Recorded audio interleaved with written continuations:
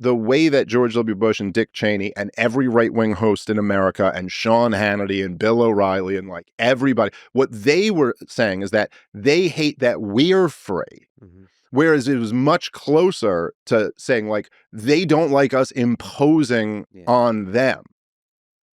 So recently, Dave Smith was on the Lex Friedman podcast talking about the catastrophe that was the War on Terror. It's been, almost 25 years since that launch, but Dave talks a little bit about what we can learn from it and why it was such a disaster for U.S. foreign policy. So like this video, subscribe to the channel, and let's watch and react.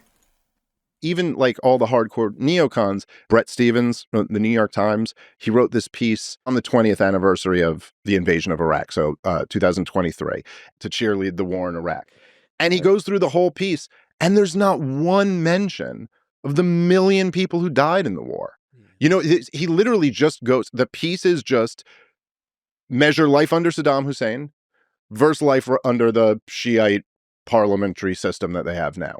Which one's better? And he's arguing this one's better, therefore it was worth it. But there's like no mention. It's like, okay, but what about the 20 plus million people who were displaced? What about the million people who were killed? What about all the millions of people who were injured? What about the tens of thousands of our soldiers who have blown their brains out in the aftermath of the thing? Like, it's like so many times, this is true with government policy in general.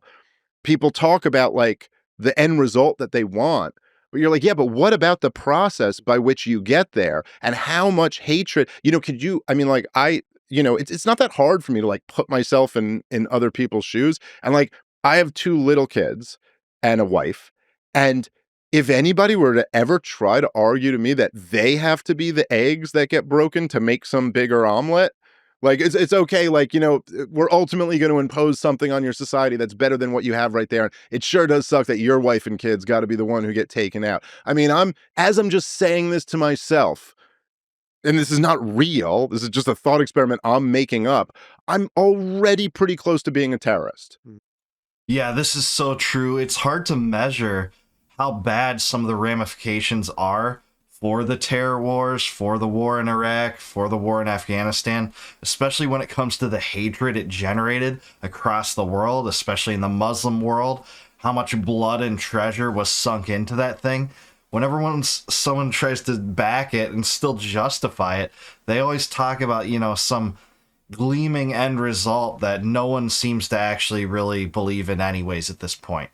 Almost everyone considers that catastrophic. Even Bill Kristol, when he had a debate with Scott Horton, admitted that the Iraq war was a mistake. So if you can get Bill Kristol to admit that, you're not doing yourself any favors by arguing that the Iraq war was a good thing. Like, my next thought is kind of like, well, okay, well, I hope you're going to like it when you watch your family die in front of you. Now I'm not, hopefully, even if that happened to me, I wouldn't go kill that guy's family. Like, maybe I'd just go after him or something.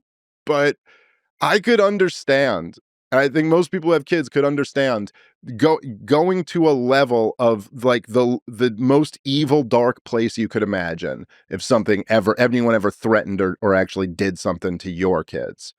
Yeah, we have to remember the thing that's difficult to measure that you just mentioned, which is the hate that's created by every bomb that's dropped. It was General McChrystal who, was the general running the war in Afghanistan. He wasn't Ron Paul, you know what I mean? Like, he was a sir, yes, sir, how do we fight and win this war general. And he's the one who coined the term insurgent math. That 10 minus 2 equals 20.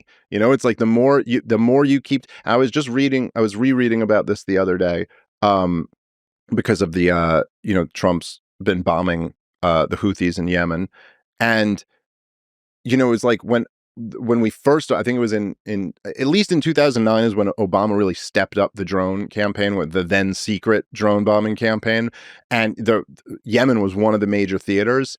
And even back then, when it really was just a war on terrorism, like the main targets were always Al-Qaeda in the Arabian Peninsula and their presence in Yemen.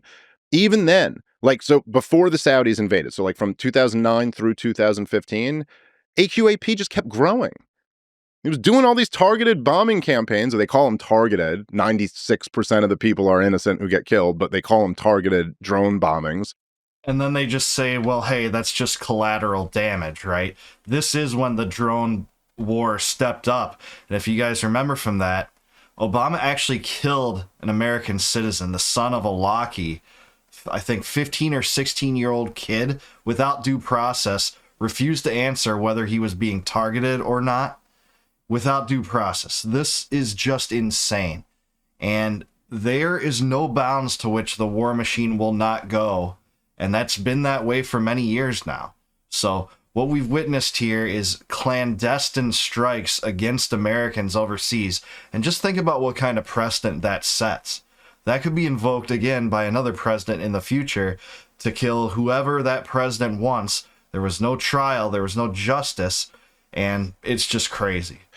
And Al Qaeda in the Arabian Peninsula just kept getting bigger and bigger because, it's like, yeah, every time you go in there, it's like, okay, you took out one target and then you took out 3 little girls and, a few, and every one of those little girls had brothers and uncles and fathers and, and all of them just signed up to join the fight now because, and I found Ron Paul was the first one who really made this click for me. But it's in a way, and I'm not a leftist, I'm not an egalitarian, I'm not a cultural relativist. I'm not saying that all cultures are the same or that we all look at the world the same way. There's enormous differences between all of us. And I personally think some are better than others. But there are things that unite all of us. And in a weird way, I remember one time I was arguing with a Democrat guy on a SE Cup show. I used to be a contributor on her show.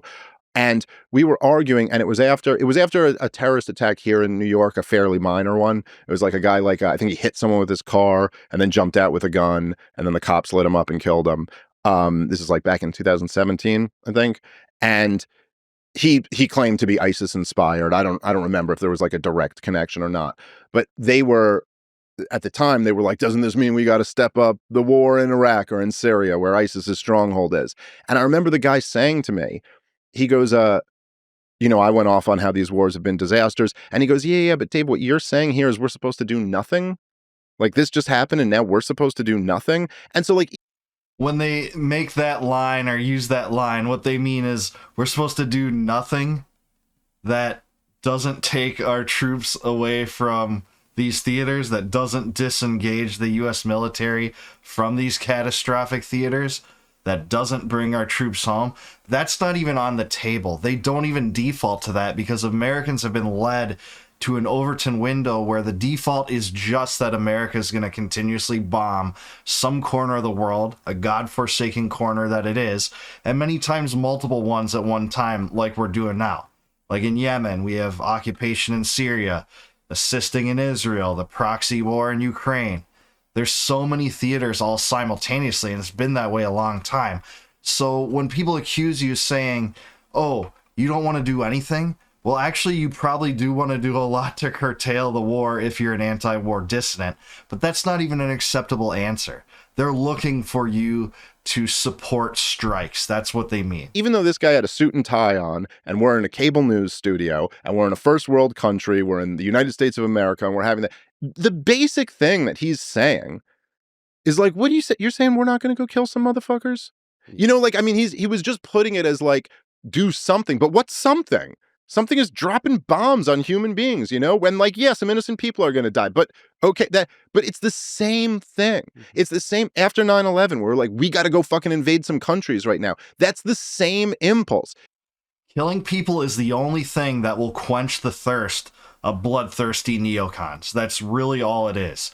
That's the only equation in their mind that can result from anything that has nothing to do with the terror wars overseas. It's just a justification.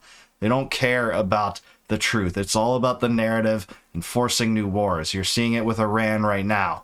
You're seeing people bring up their nuclear capacity, their capacity to build a nuclear weapon. They're always days away, months away. They've been that way for 2 decades, and it's horrible. It's like they killed some of our people. You think we're not going to show them who the real killers are? You think there's a chance that you could come here and that is like the most human instinct ever. It's like some other tribe just came in here and killed some people in our tribe. So what do you want to do about that? Well, I don't know. It's not going to take me too long to figure out. We're going to go kill a bunch of people in their tribe. And I do think that that is I think that's the major motivating factor for both sides of the Israel-Palestine conflict. I think that's the major motivator for both sides of the war on terror conflict. And it's like, it's in a way, when you look at it like that, there's something, even though it's so dark and tragic, there's something almost beautiful about it where you're like, oh, we're all caught in this same cycle.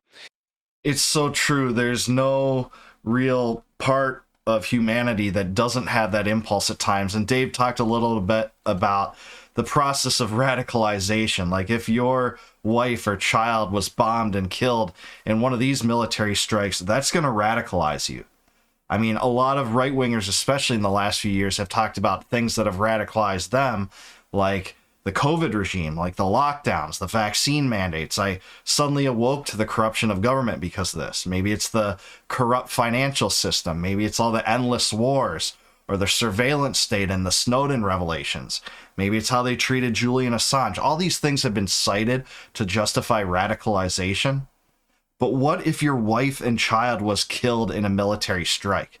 I don't think Americans put themselves in the shoes of these people overseas that are just statistics that go across the screen on CNN or Fox News at all, or not nearly enough. Otherwise, there's no way that anyone would be left to justify this nonsense, this war machine.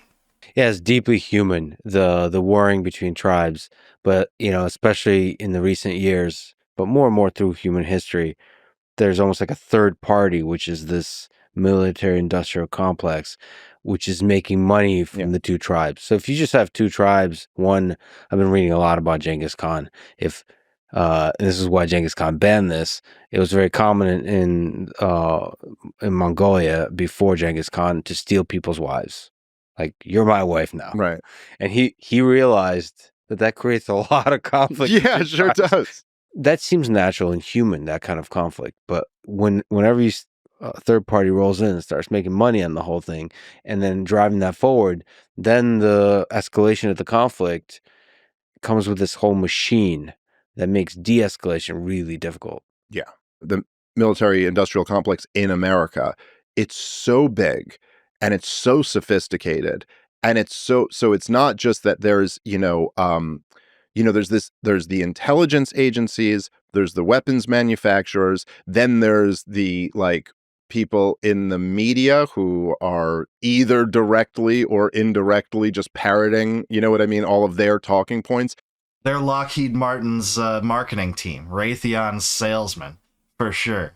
And so it's not just that you can kind of like you make money when there's a conflict, but you have this entire apparatus to create the conflict and then create the public sentiment for that. And then it's interesting. We're in an interesting place because we're kind of in this new frontier of now where shows like this can happen, and there's a lot of them, and a lot of them are humongous, like yours.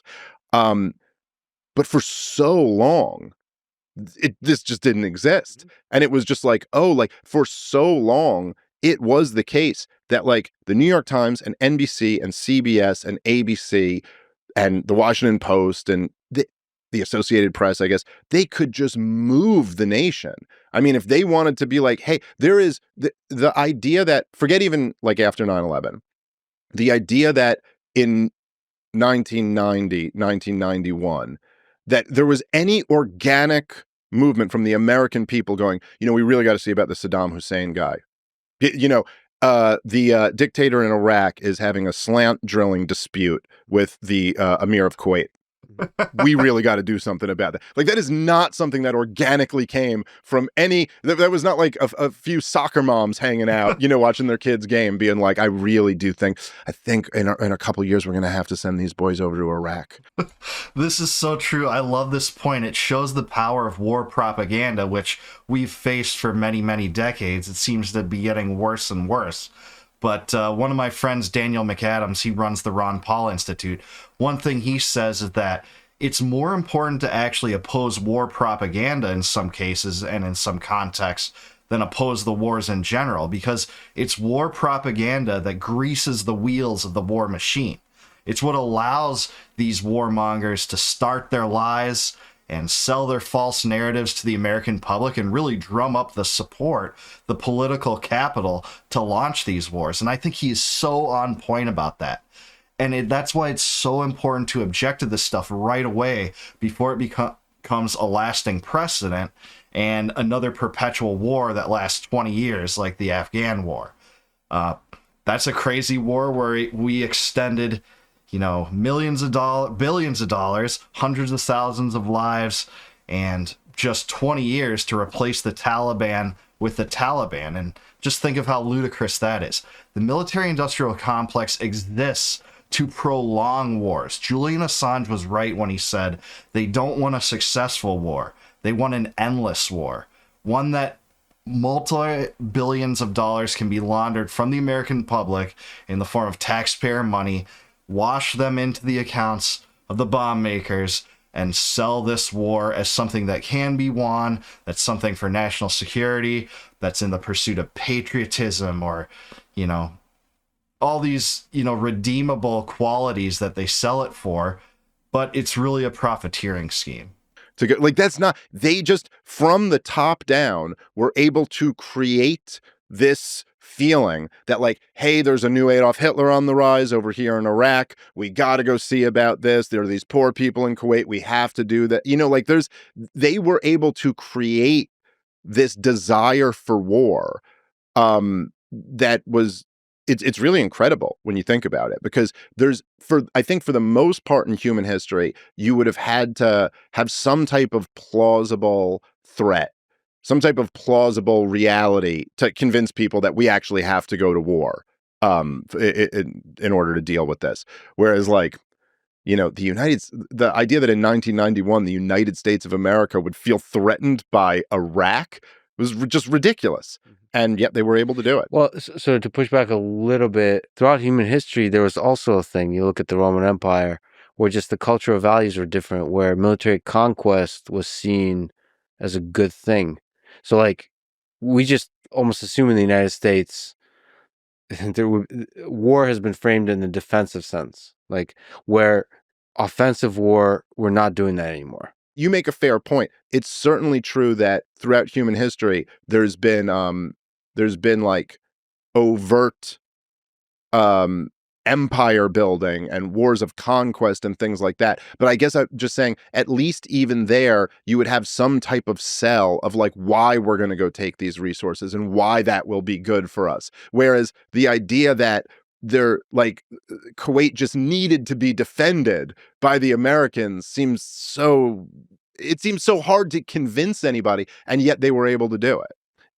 Yeah, to Lex's point, he's right about the Roman Empire. Prominent generals like, Sulla and Marius and Caesar and Pompey built their careers on conquest and ambitions in Europe, and, grew immensely powerful because of that. It's what allowed Caesar to be able to launch his own civil war and take the government by force.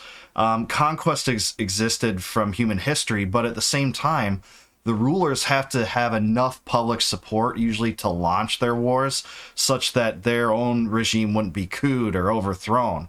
Ambitious rulers like Napoleon did use propaganda very effectively to sell his wars, especially those against Austria and Russia and other powers against Spain that he launched wars in. So it's remained a constant throughout time, but there's not been this overarching media apparatus that just creates the propaganda and then acts as kind of de facto propagandist agents of the state. That's a relatively new phenomenon. If you read, like, neocon writing in the 90s, it was very interesting because they would tell the truth a lot more. And they were essentially, I think, there was the Soviet Union had just collapsed. It was what Charles Krauthammer dubbed the unipolar moment. There was, like, a lot of there was excitement. There was a feeling of invincibility, and also the neocons weren't in power. And after 92, really, I mean, they were in the George H.W. Bush administration, but after 92, they really weren't. So they're just writing at these think tanks, and it just didn't seem as, like, they weren't as guarded. There weren't, like, these accusations of you're a war criminal or something like that. But what he said, what Jonah Goldberg agreed with, was that I think the statement was every 10 years or so, America's got to find a puny little country and put them up against the wall just to let the rest of the world know that we mean business. Yeah, Dave is totally right about this, and it's pretty uncanny how the propaganda remains regardless of the situation. For instance, in the 50s and 60s, Bill Buckley was part of the new right, kind of one of the innovators that drove the right toward neoconservatism and away from paleoconservatism, which was the norm in many cases. In the 1950s, you had people like Robert Taft that didn't want to get into these interventionist wars. They didn't want to set up, incredibly powerful intelligence apparatuses, etc. But Buckley essentially said, well, small government is the right answer, but we are facing an existential threat right now. That's the Soviet Union. And what we need to do, he actually published a writing with these words, and I'm paraphrasing a little bit. We need to build a totalitarian bureaucracy within our own shores to combat the totalitarian bureaucracy that's being built in the Soviet Union. And the neocons, under the Project for a New American Century and other efforts in the 90s, wrote similar literature because of the unipolar moment. They're saying that even though there isn't this existential threat, we're not living and vying against another superpower, we have to assert our dominance to keep it. So again, regardless of two polar opposite geopolitical situations, they still argued for war in both cases. And Dave brings up a good point that the neocons actually were more clear about what they actually wanted. And I think there were writings from Wolfowitz or Pearl, I forgot who it was exactly, that said we need kind of a Pearl Harbor like moment to be able to take advantage of that kind of circumstance in the future. And unbeknownst to us, and unfortunately for us and all civilization, they got that in the form of 9/11. It was put into their lap, and we suffered catastrophically because of it. We launched wars in Afghanistan, long-term occupational wars there, not just clearing out the Taliban and Al-Qaeda from there. We got the Iraq War. We got the consequential terror wars that have been launched in Syria and Libya and Somalia over time, off and on. But we've gotten so many conflicts and also curtailment of our civil liberties in terms of the Patriot Act and the DHS and the TSA. We're all outgrowths of this. And Dave didn't mention that. I don't blame him. He was talking on another lane and train of thought there. But we also got the beginnings of the worst elements of the surveillance state, because during the Bush administration, for the first time, news broke that they were getting involved in warrantless wiretapping of people they thought were terrorists. They're essentially taking the statutes that existed for tracking drug dealers and applying it to terrorism. Because when you create an abstraction, a war against terror, it imbues you with all sorts of unnatural powers, unconstitutional powers, and unprecedented powers, because you can strike fear into the populace by saying that, well, we're just doing this for your safety. That has been the line of tyrants throughout history, that all what we're doing is for your safety. Well, you don't have safety if you don't have liberty, and if you give up your liberty for safety, you'll have neither. That's essentially what Benjamin Franklin once said when he wrote in Poor Richard's Almanac in the 1700s. But I do want to hear from you, though. What do you remember about the terror war? What is the worst aspect of it that came out of it? And what can the U.S. learn from it? Let me know in the comments below. Please like this video and subscribe to the channel. And click the bell down below if you want to follow me and get more videos like this. And until I see you guys next time, no more war, no more debt, no more inflation, and no more empire. Peace out, guys. I'll catch you in the next one.